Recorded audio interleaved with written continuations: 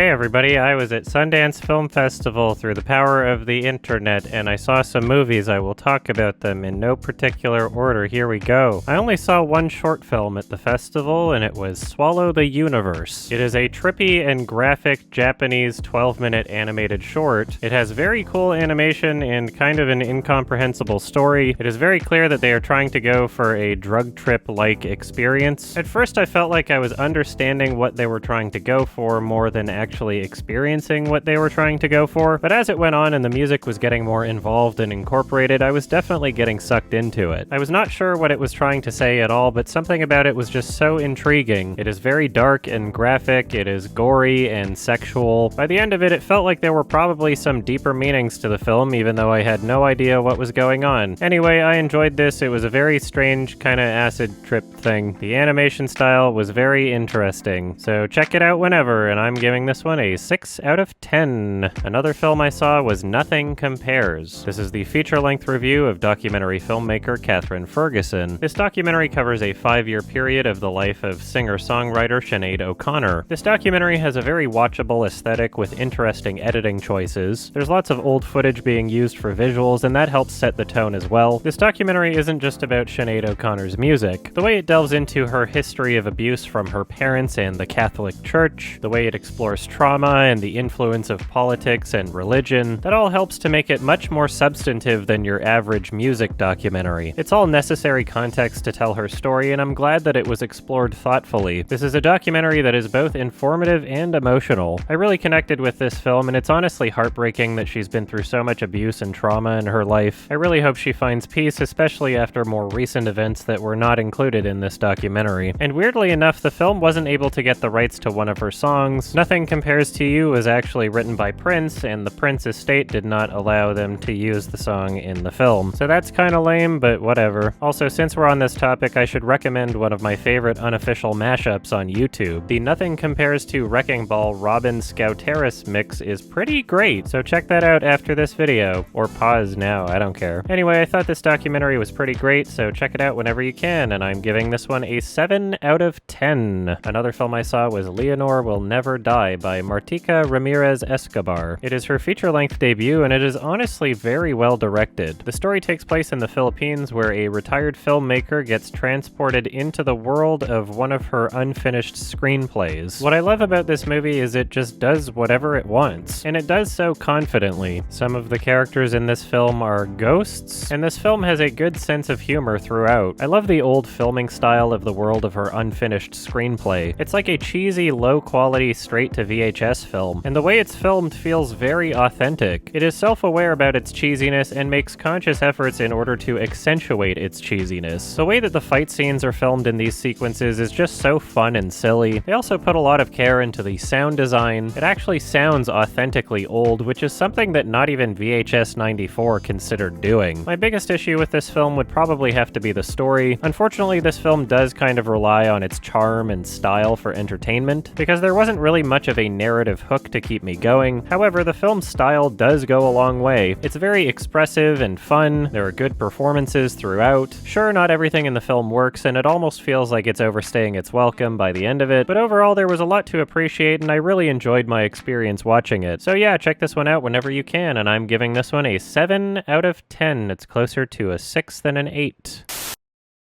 Another thing I saw was an episode of a show called Culture Beat. The blurb on the Sundance page describes this as the 2021 love child of the Ali G Show and Anthony Bourdain No Reservations. It's also co-directed by and starring Andre Hyland, who was hilarious in the underrated comedy The Death of Dick Long. Eric Andre is also listed as a writer and executive producer, so I figured I would check this one out because fuck it, it's only 6 minutes long anyway, and it was so bad I couldn't finish it. The show had absolutely terrible production quality, much worse than the Eric Andre or Ali G Show. The editing was absolutely atrocious, and it did not seem to be self-aware about it at all. The audio mixing was indescribably terrible, and at many points the music was way louder than it should have been. The quality of the end product is honestly something I would expect from 10-year-olds. Not only was it not funny, but it was genuinely insufferable. When Eric Andre annoys or gets reactions out of people on his own show, at least he's funny while he's doing it. But Andre Hyland is literally indistinguishable from those rage-inducing children that harass people and then pretend it's funny and then get upvoted to the top posts of Reddit for, like, I don't know, I'm a total piece of shit or something. The guy just ran his bike into people that were having lunch on an outdoor patio. There was no angle to it, there was no clever writing to be found anywhere, there was no humor in the performance. Like, haha, way to go, wow dude, you just ruined some people's meal. Oh wow, you did it again, wow, you're so funny, fuck off. There was absolutely nothing of value to be found in this horrendous piece of garbage, and I wound up skipping through the rest of it at about the 3-minute mark. I genuinely had no idea I would be unable to finish an episode that's only 6 minutes long, but here we are. I don't know what their plans for the show are, but if they're trying to make anything entertaining out of it, then they need to throw everything out and start all over again. And I'm giving this one a 1 out of 10. Another film I watched was Fresh, and it was also very bad. This is an embarrassingly transparent film that doesn't seem to have any understanding of nuance. It presents itself as a story about the dangers of modern dating for women, and every millisecond of this film is just the most obvious and lazy thing on the planet. She goes on a date with a guy and he's like, oh man, you know, your parents' generation, the women, they put much more care into how they dressed and how they looked. Maybe you should do that. One of the characters' names is Chad. She goes through the dating app on her phone and every single photo is some gross looking dude with like half a burrito shoved in their face, and she finally clicks on one that's just a picture of a cute dog. She sends him a message and immediately I'm thinking, yeah, she's gonna get a dick pic. That's the most obvious thing in the world. And sure enough, she gets a dick pic. Wow, crazy. It's so unexpected, so original. Wow. Think of the laziest and most obvious thing to happen in every single scene, and this film just goes ahead and does it. Perhaps these things would be okay in a film that was just more professionally presented. Aside from the opening title sequence, the whole film looked really cheap. The acting was awful, and to be perfectly honest, a lot of this just felt like I was watching a Dhar Mann video. The film values its own preachiness over every single other element, and it really shows. I wound up skipping through the rest of this movie sometime after the 30-minute mark. It's clear that a lot of it was trying to be some kind of feminist horror movie, and boy oh boy did the acting ever get worse as it went along. It is terribly shot, unbearably boring, and infinitely cringe. If you want to see an actually great feminist horror movie with substantive commentary on gender, then watch Titane by Julia Ducournau. It won the Palme d'Or at Cannes this year, and I can't wait to see it a second time. As for this movie, Fresh, don't watch it. I am not kidding, the day after I saw this film, I had already forgotten that I'd watched it. Save your time and energy for better movies, thank you. And I'm giving this one a 2 out of 10. Another film I saw was When You Finish Saving the World. This is the feature-length directorial debut from Jesse Eisenberg. It is also an A24 film, and it stars Finn Wolfhard and Julianne Moore. Much of this film was just fine. There is some charm to this film, especially with some of the music. The characters that are set up in this universe are ones that I liked conceptually, but unfortunately the writing is not strong enough to make any of this work. There are many conversations in this film that feel incredibly basic and transparent. Throughout the film, characters keep rehashing the exact same surface level and obvious arguments. This film tries to be meaningful, but the overall experience is one that feels unimportant and superficial. Over the course of the film, it became more and more difficult to care about anything that was happening. I got very bored and it was difficult to pay attention. It is not the most terribly made film, but it is definitely something that I did not connect with much at all. Throughout the film, there is a constant trying to be indie vibe that gets tiring real quick. The characters were not super well written, and Julianne Moore's was particularly unconvincing. Anyway, I don't have much to say about this film. It was mostly boring. Way to go, Jesse, you did it. And I'm giving this one a 4 out of 10.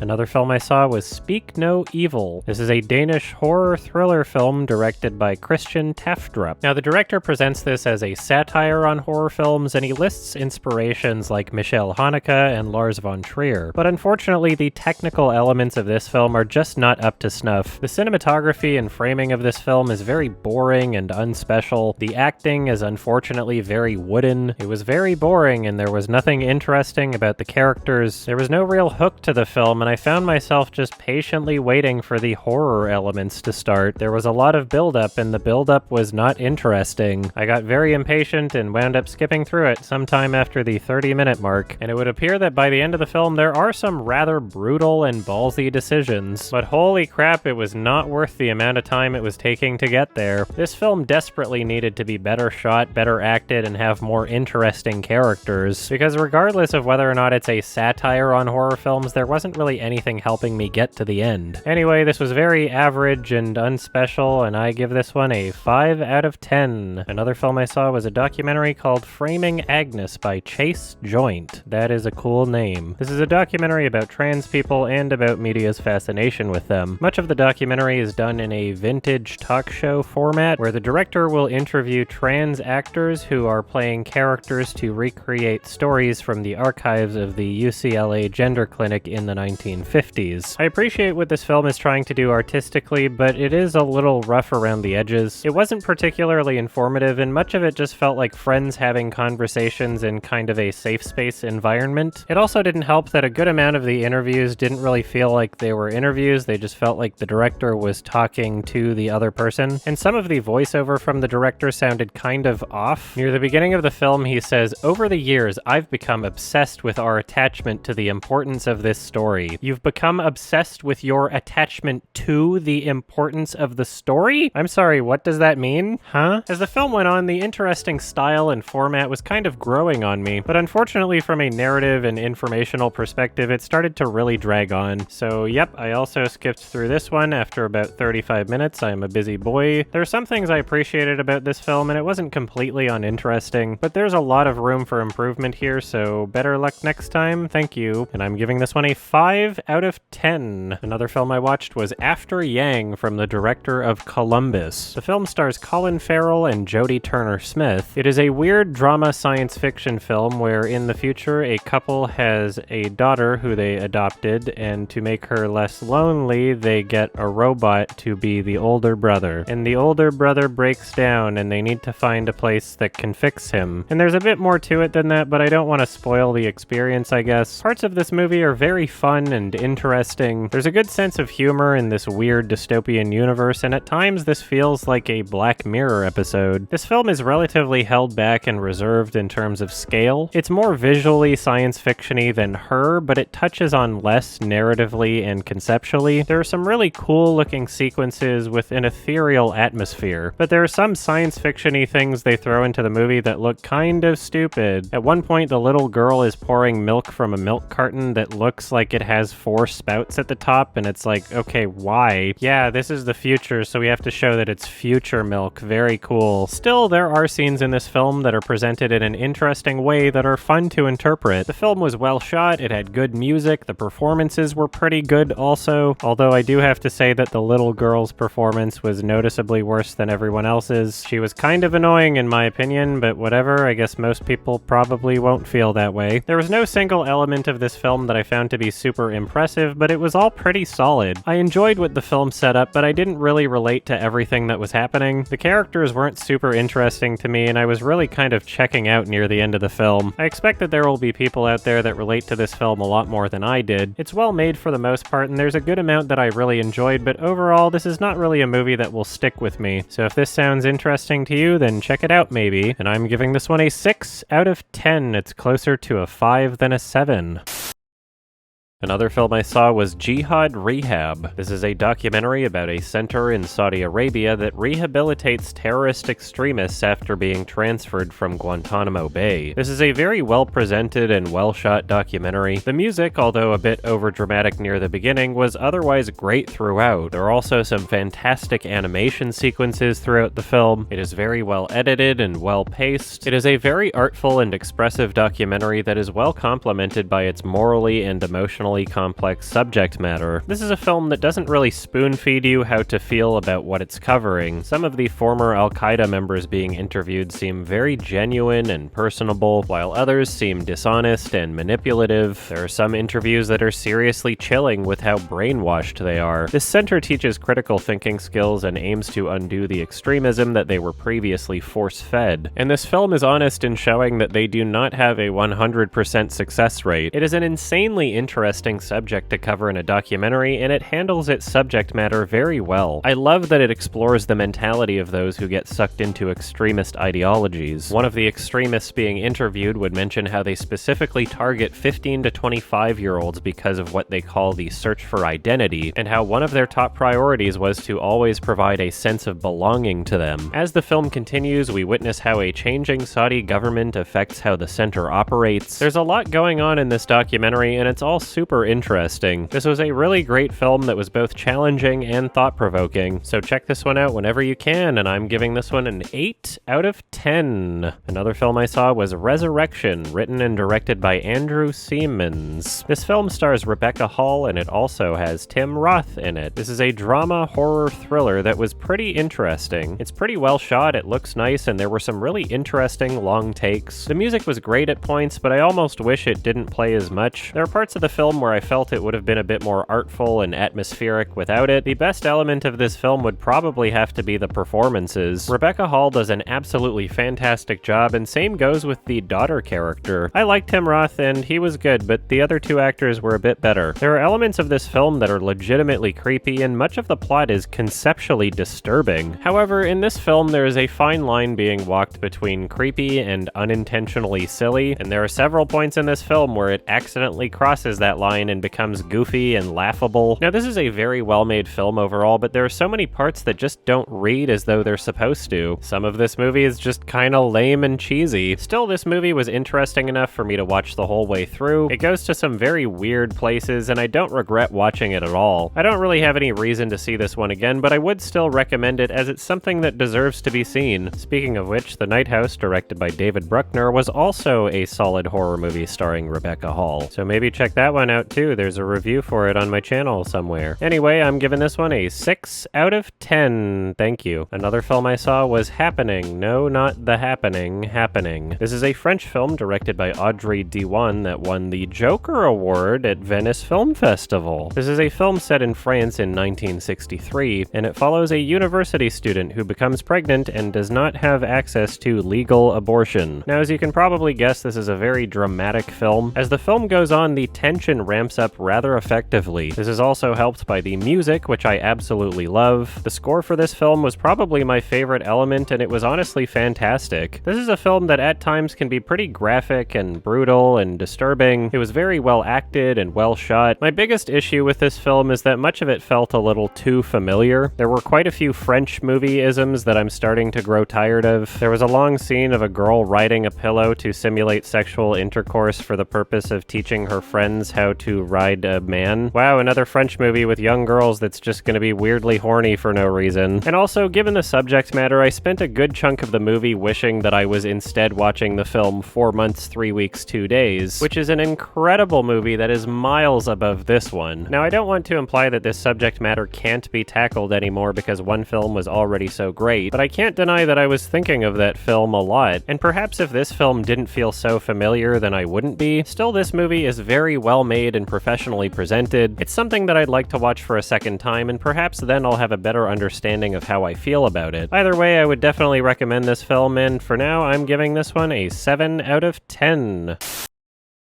Another film I saw was Duel, directed by Riley Stearns. Now, this writer-director also created a film in 2019 called The Art of Self-Defense, and although I haven't checked it out yet, a lot of people really seem to like it. However, after watching this film, it has solidified my lack of expectations, because this film was very bland, basic, and unspecial. This is a sci-fi comedy thriller, kind of, where the main character has to duel her clone to the death. The film is not very well shot, and the few moments of action have way too many cuts. There's 1 or 2 shots in the movie that I really liked, but for the most part it was way too basic. The look of this film is weirdly standardized, and it honestly lacks personality. The main actor is not great at all. She's obviously playing an atypical character, but even with that excuse, there are many moments where she's very unconvincing. Aaron Paul is in the movie, and he is not very well cast. It is difficult to see him as anything other than the actor Aaron Paul. Now, the situations that this film presents are pretty amusing, and to the film's credit, it does seem to be relatively self-aware. It understands that there are logical issues, and it's not trying to be some super serious film. However, this is a film that really exemplifies the difference between how I experience a film and how some other people might experience a film. There are other people that talk about films on this platform, and most of what they say is just essentially what happens. I loved it because this happens, or I hated this movie because this happens. And there's nothing wrong with finding value in that, but I'm more more concerned about how something happens. You can make a film about an alien who disguises themselves as an attractive human female in order to lure and kill males, but depending on how you make that film will have very different outcomes. The what happens in this film was pretty enjoyable for me, but the how it happens was not. I like the situations that were created for this character, but the presentation of this film is just so bland and basic. This is not a terribly made film, but there's no single element that stuck out and connected with me. This is a film that would be so much better if it was just better shot, better acted, and better written. Every attempt at a joke in this film feels like I've heard it a billion times before. When you get home, you need to take care of yourself. You need to not drink. Cuts to the main character drinking a beer at home. Haha, wow, so creative. That was so funny. There is a 0% chance you'll survive. There's a 98% chance that you'll succumb to your illness. I thought you said there isn't a chance. There isn't. And so on, and so on, and so on, and yeah, you get it. This joke has been done like a billion times. How am I supposed to find that funny? There's a part where the main character is watching porn on her laptop and someone calls her and he's like, "What are you up to?" And she's like, "I'm watching television." And he's like, "What are you watching?" Haha, he asked what she was watching and she lied to him because she's watching porn. Haha. Everything is just so fucking obvious. I certainly expect a good chunk of people to be able to connect with this film's sense of humor, but holy crap, it did not work for me. Honestly, I feel like I would have enjoyed this film a bit more if I was in a theater with other people that would be laughing. Again, this isn't a terrible film, and there are some scenes that did work for me and felt pretty natural. It's still a film that has some charm to it, which almost seems contradictory given how unspecial its presentation is. Would I recommend this film? Not to everybody, I guess. Wait for the trailer, and if you think you'll like it, then you'll probably like it, I guess. As for me, I thought it was meh,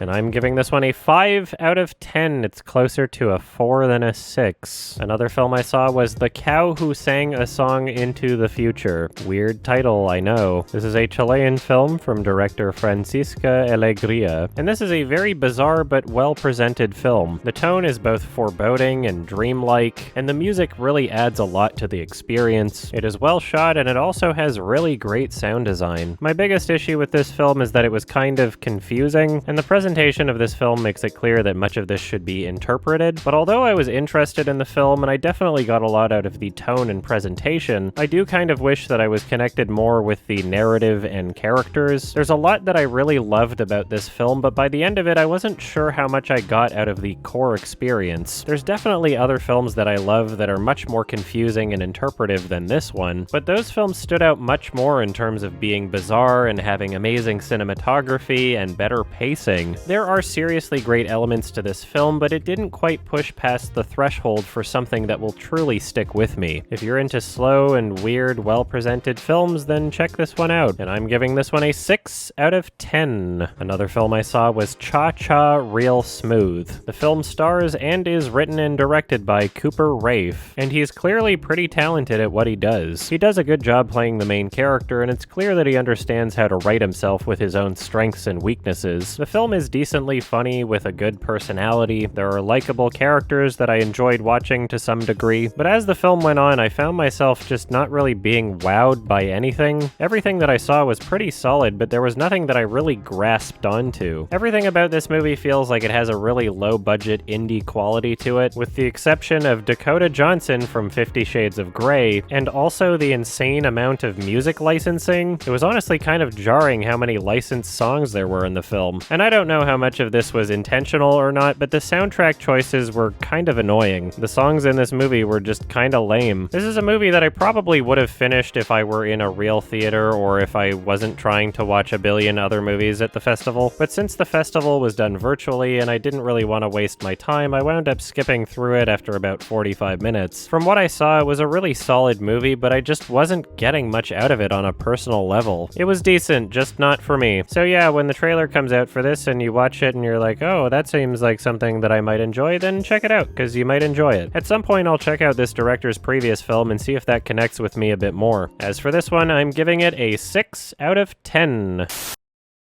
Another film I saw was God's Country. This is a thriller starring Thandiwe Newton, directed by Julian Higgins. Now, this film started out very strong. There was some great sound design, it was super well shot and atmospheric, but as it went along, it started to feel more overdramatic, and it got really boring. The premise of this film felt pretty basic and familiar. The entire film is very clearly building up to the end, but the build-up was not interesting. It really felt like it was just dawdling along, taking its sweet time without really doing much. And as the film went on, the cinematography started to feel a lot more stale. I was patiently waiting to see more that looked as impressive as the beginning of the film, but it just didn't happen. The characters weren't written in any kind of unique or interesting way. There are elements of this film that were well presented, but it's difficult for me to get invested in something that is so paint by numbers. I stayed with the film for over an hour until I just skipped through the rest of it. I was very bored and things were barely moving along, and everything it was doing felt way too familiar. I had high hopes from the opening, but over time everything just fizzled out. This is an insanely forgettable film that never once justified its own existence, and I'm giving this one a 5 out of 10. Another film I saw was called Honk for Jesus, Save Your Soul, directed by Adam Ebo. This is a comedy film starring Regina Hall and Sterling K. Brown, and both of them add a lot to the humor in this film. Regina Hall is naturally funny, and I've always loved her from the Scary Movie franchise. The film is a commentary on American megachurch culture, and most of it is shot in kind of a mockumentary style. I was honestly really impressed with how well it was shot. There's a great versatility of different styles, cameras, and aspect ratios, and they're all purposefully fitting for the context of each scene. The music in this film didn't feel as well produced as the other elements. It wasn't ineffective at communicating the tone or anything, but it felt lower budget than the rest of the movie. What hurt this film the most for me is that it started to become really one note. Sure, the film had a good sense of humor, but the actual narrative wasn't all that interesting. There wasn't really anything holding it together in terms of a flowing story to be invested in. As much as I love the style for this film, I wasn't feeling as though I was being rewarded for sticking with it. Again, perhaps if I were in a real theater and there were other people laughing and I wasn't doing the festival virtually and wanting to get to other movies in my schedule, then I would have stuck with it, but under the circumstances, I skipped through the rest of it after about an hour. There are elements that I really loved and appreciated about this film, and I hope more people see it. Despite not sticking with it all the way through, it was pretty enjoyable. So from what I saw, I'm giving this one a 6 out of 10. Another film I saw was A House Made of Splinters. This is a documentary covering an institution in eastern Ukraine where children awaiting parental court decisions are housed for up to 9 months. Essentially, there's a lot of children here that have been removed from their abusive and/or alcoholic parents, and this is a very cute but sad documentary to watch. There are parts of this film that are genuinely heartbreaking. There are incredibly young children being interviewed that have such a clear comprehension of their parents' drinking problems. There are children in this institution that wind up arguing with each other over whose parents will forget about them and whose will show up. It's more than a child should have to deal with, and it's honestly kind of tough to watch at points. The documentary follows several children, and each of them have very unique and watchable personalities. It's a very intimate and emotional film, and it's also super well presented. The way that this film was shot, you could probably convince someone that this was actually a fictional narrative feature. The visuals are super professional, there's great color correcting, the soundtrack in this film was also great. My biggest issue with this film is that the most interesting subject being covered was in the first third of it, so the film wasn't as interesting to me as it went on, but it was certainly worth watching to the end. Overall, this was a really great documentary, so check it out whenever you can, and I'm giving this one a 7 out of 10.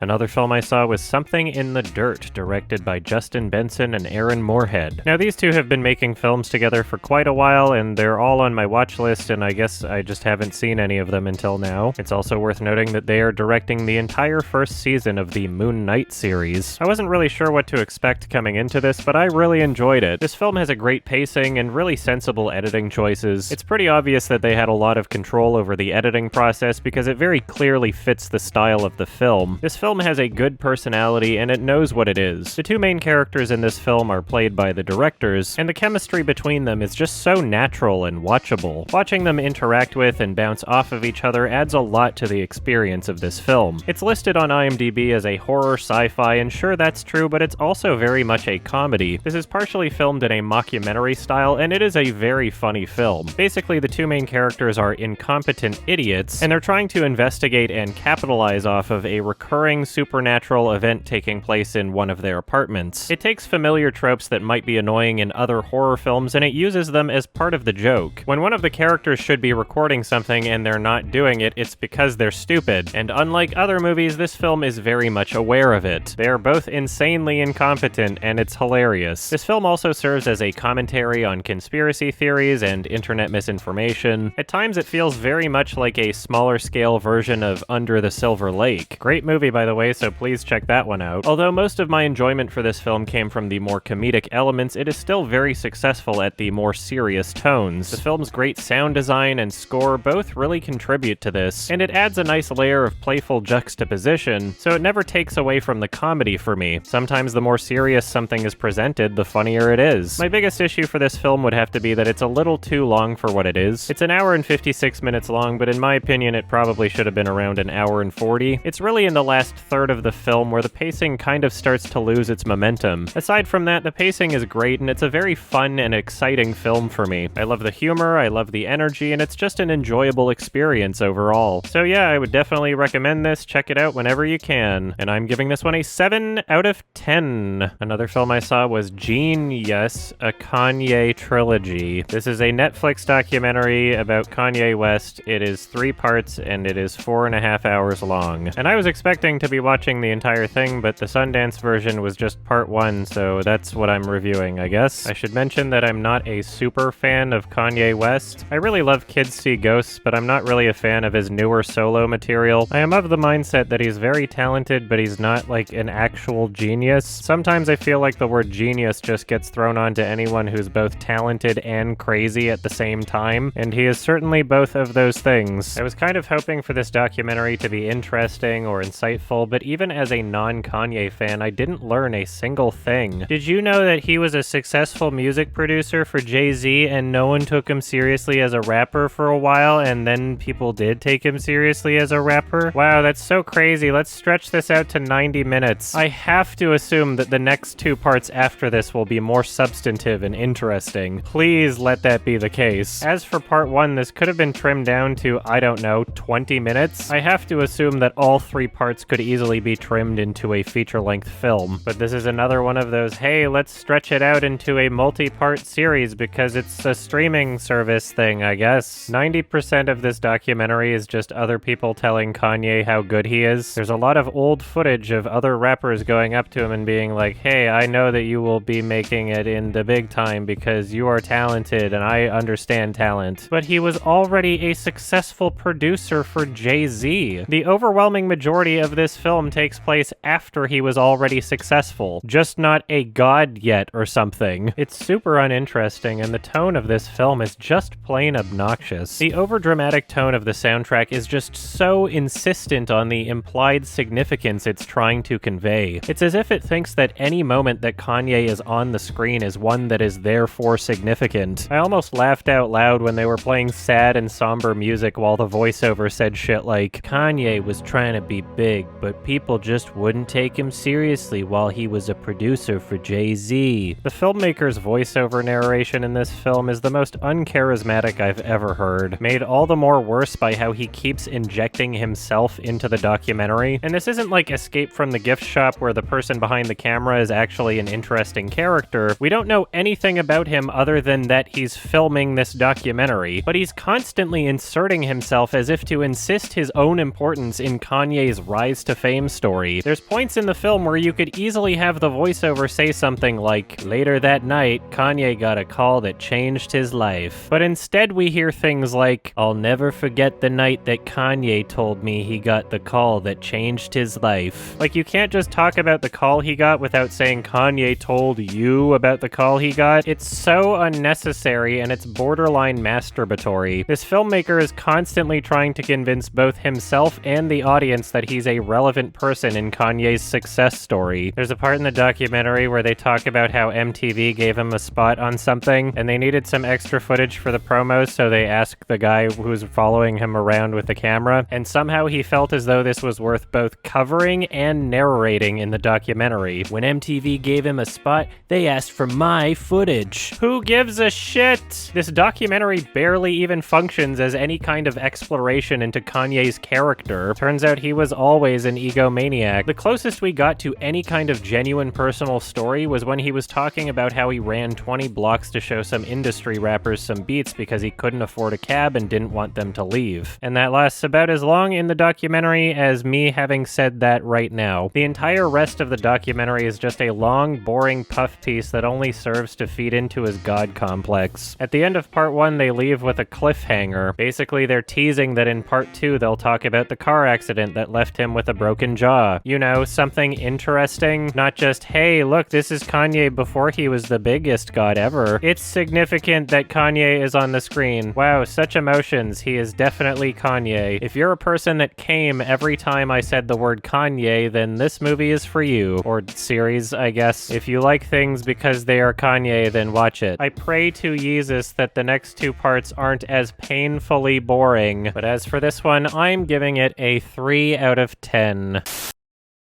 Another film I saw was Emily the Criminal, produced by and starring Aubrey Plaza. This is a drama thriller where Emily, who is down on her luck and in debt, turns to a life of crime. From a base concept, it was pretty familiar, but it was interesting how it was handled. The film looks nice and feels well produced. All of the performances are solid, and Aubrey Plaza does a pretty great job with her character. My biggest issue with this film is that it winds up taking itself way too seriously, especially towards the end. What started out as a clever take on the genre wound up ultimately devolving into familiar tropes and cliches. It kind of lost its identity by the end of the film. I really enjoyed what they set up, but it felt like they didn't really know where to go with it. There's also some really unintentionally silly moments, especially with the action. There are points in this film that make suspension of disbelief kind of difficult, and this could partially be alleviated if it just didn't take itself so seriously. Maybe tone down on the overdramatic music a bit. Still, the majority of this film was pretty solid, and I don't regret watching it. It's not a bad movie to watch, but I'll probably never see it again. So if this looks interesting to you, then check it out. And I'm giving this one a 6 out of 10. Another film I saw was a documentary called Navalny. This is about Alexei Navalny, who survived an assassination attempt by Vladimir Putin. Now, this subject matter is fairly interesting, but unfortunately the pacing of this documentary is not great. It really does not cover a whole lot over the film's hour and 38-minute runtime. There are certainly moments within this documentary that held my attention, but for the most part it was kind of disappointing. It honestly just feels like kind of an incomplete story. I don't have a whole lot to say about this film either. The presentation was average, the music was really weirdly toned, especially near the end. It just wasn't really that compelling overall. This apparently won 2 audience awards at Sundance the day that I'm recording this, so apparently I'm in the minority here. So I guess check it out maybe, I don't know. And I'm giving this one a 5 out of 10. Another film I saw was a documentary called Second Chance. This is directed by Ramin Bahrani, who has previously made quite a few fictional narrative features. I've only seen his more recent films, and I haven't really been a huge fan of anything just yet. I have yet to see Chop Shop and Man Push Cart, but I'll check those out at some point. Anyway, this documentary is about the inventor of the modern bulletproof vest. He is quite the character, and he has shot himself 192 times. This is a really great subject to cover in a documentary, but I don't think it was handled as well as it could have been. At times, the director's narration is explicitly telling you how to interpret the film, which is kind of annoying. And when he's interviewing people in the film, there are points where it's really obvious he's trying to lead them in a certain direction. As a documentary filmmaker, Bahrani is a bit more manipulative than he should be showing. Like, technically all documentaries and films are manipulation in some way, but it's way too explicit. There were points where he was talking and it felt like he just really needed to shut up. The music in this film sounded professionally made, but it really lacked versatility. It's clear that the overall tone and feeling for the score is trying to be like a serious Netflix murder mystery docu-series type thing, and this really complements the film for everything except the entire first 30 minutes. The footage and narrative of the first half hour of this movie are pretty comical and silly, so it was really weird hearing that score that wouldn't wind up feeling appropriate until later in the film. It's clear that the tone of the soundtrack was made to fit those later parts. I just wish they didn't apply that to sections where it was clashing with the film. film. Who knows if this was the fault of the composer, as they were likely just doing what the director was telling them to do. Either way, it was kind of weird, although it didn't ruin the experience for me. For the most part, this documentary is well-paced and well-edited, and the subject matter is undeniably fascinating. This honestly serves for a pretty great character study. There's a lot of information to soak in, and this is not a boring film in the slightest. As a documentary, this film has quite a few flaws for me, but I still really enjoyed it. If their goal was to tell a compelling story, then they certainly succeeded with me. So yeah, check this one out whenever you can. It's not the best documentary ever, but it was really fun to watch, and I'm giving this one a 6 out of 10.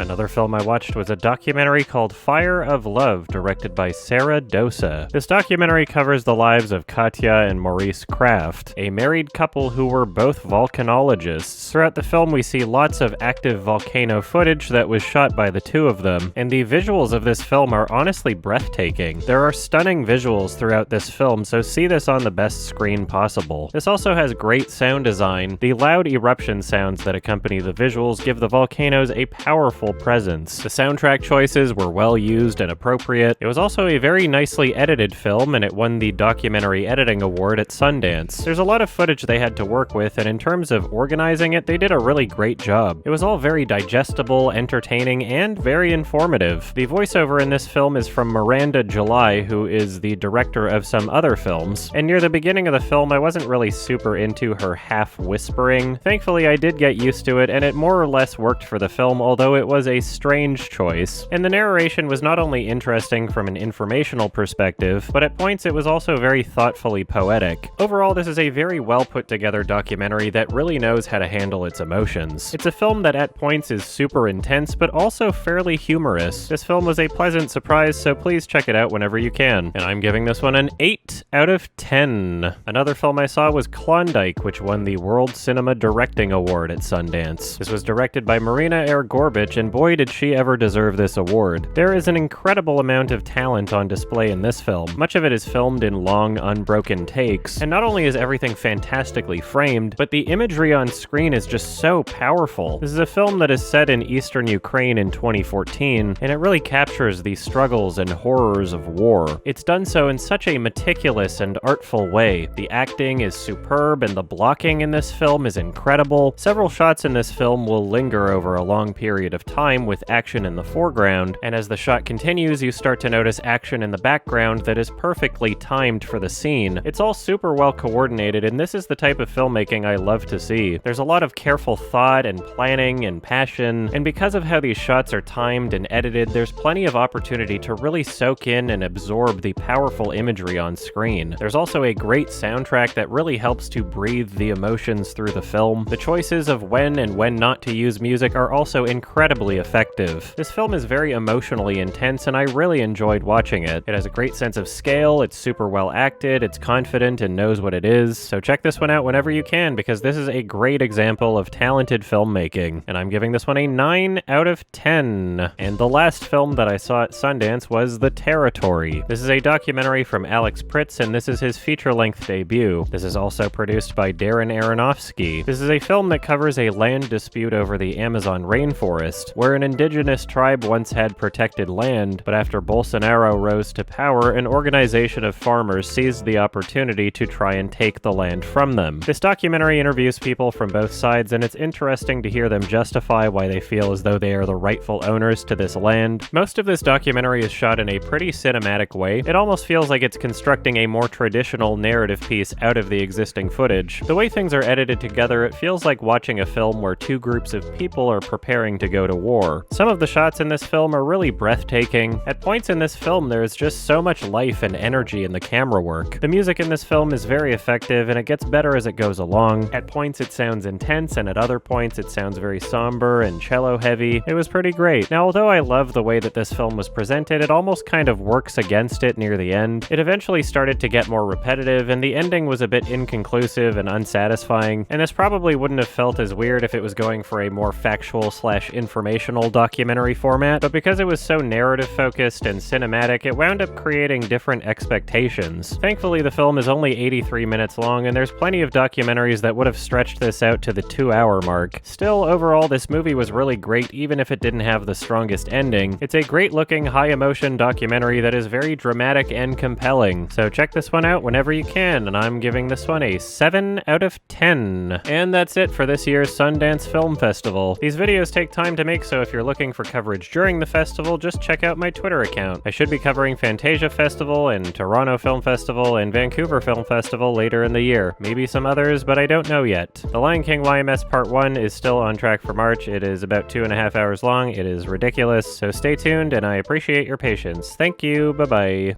Update! It's on track for April, not March. I recorded the Sundance audio back in like January, and March is what it seemed like. And now that we're in March, it seems like April, and I'm pretty confident about that. So stay tuned. It'll be out sometime in April. Thank you so much. Are these roots, or are they just... No, they're not roots. Don't help him. He needs to learn how to see things. He has to learn. He'll never learn if you help. Kyle, water. Water. All right, I gotta fucking sit up.